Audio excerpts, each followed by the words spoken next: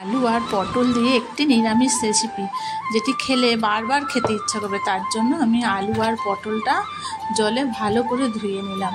এবার একটি মশলা বানিয়ে নেব। তার জন্য নিয়ে নিয়েছি গোটা জিরা, দুটো শুকনো লঙ্কা, কাঁচা লঙ্কা, আদা আর আগে থেকে ভিজিয়ে রাখা গোবিন্দভোগ চাল। এটার মশলাটা বানিয়ে নেব। মশলা আমার হয়ে গেছে। এবার কড়াই গরম করে দিয়ে দিয়েছি সর্ষের তেল। এবার একটু নুন দিয়ে দিলাম, দিয়ে আলু আর পটলটা আলাদা আলাদা করে লাল লাল করে ভেজে তুলে নেব।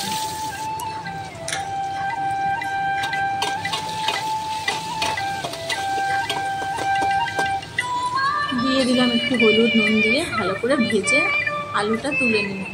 এবার পটলগুলো ভেজে নেব।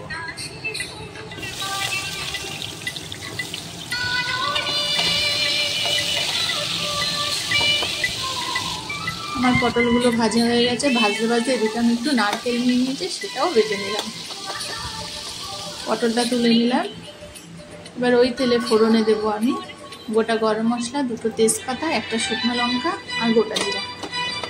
এবার যে মশলাটা বানিয়েছিলাম সেটা আমি দিয়ে দেবো। এবার নেড়ে চেড়ে মশলাটা ভালো করে কষিয়ে দেবো।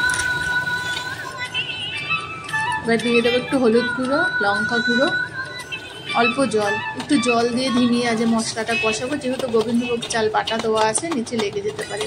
তাই আঁচটা কমিয়ে আস্তে আস্তে কষাবো। দিয়ে দিলাম নুন আর চিনি, দিয়ে মশলাটা এবার আমি আবার একটু ভালো করে কষিয়ে নেব। মশলা দিয়ে তেল ছাড়লে দিয়ে দেবো নারকেল বাটা। নারকেল বাটা দিয়ে কষিয়ে নেব।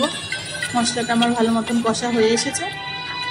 এবার ভেজে রাখা আলু আর পটলটা দিয়ে দেবো।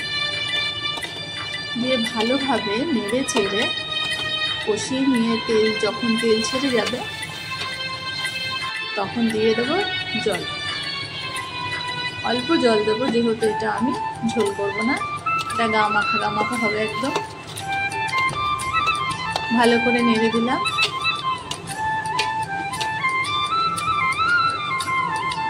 এবার একটু ঢাকা দিয়ে দেবো। 5 মিনিট পর ঢাকাটা তুলে দিয়ে দেবো ঘি। 1 চামচ ঘি দিয়ে দিলাম আর দিয়ে দেবো সানরাইজের শাহি গরম মশলা। দিয়ে ভালো করে নেড়ে চেড়ে আমি ঢাকা দিয়ে রেখে দেবো ততক্ষণ যতক্ষণ না পরিবেশন করব।